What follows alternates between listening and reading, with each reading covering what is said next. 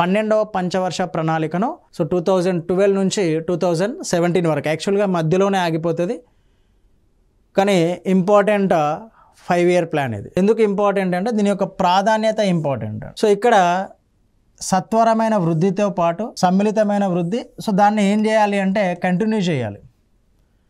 అంటే ఈ 5-year ప్లాన్లో సపోజ్ 2007 నుంచి 12 వరకు మనకు గ్రోత్ రేట్ అనేది సపోజ్ 8% ఉందనుకోండి. సో నెక్స్ట్ 2012లో మళ్ళీ తగ్గి 7%కి వచ్చింది అనుకోండి. ఇది 8%, సో 7%కి వచ్చింది. ఈ ప్రగతి ఇది అభివృద్ధి చెందినట్టు కాదండి. అభివృద్ధి అనేది ఏ విధంగా ఉండాలి అంటే 2012లో 9% ఉండాలి, 2013లో మళ్ళీ 13%, 15%. సో ఈ విధంగా పెరుగుతూ ఉండాలి. ఫాస్టర్ గ్రోత్ సత్వరమైన అభివృద్ధి ఉన్నప్పటికీ అది సస్టైన్ అవుతూ ఉండాలి, పెరుగుతూ ఉండాలి, రైట్. సో దాన్ని కంటిన్యూ చేయాలి అనే లక్ష్యంతోనే 12వ పంచవర్ష ప్రణాళికను ఏర్పాటు చేయడం జరిగిందండి. ఫాస్టర్ ఇంక్లూజివ్ గ్రోత్, కాకపోతే దాన్ని కొనసాగించాలి, అభివృద్ధిని కొనసాగించాలి లక్ష్యంగా 12వ పంచవర్ష ప్రణాళిక కాలాన్ని ఏర్పాటు చేశారు.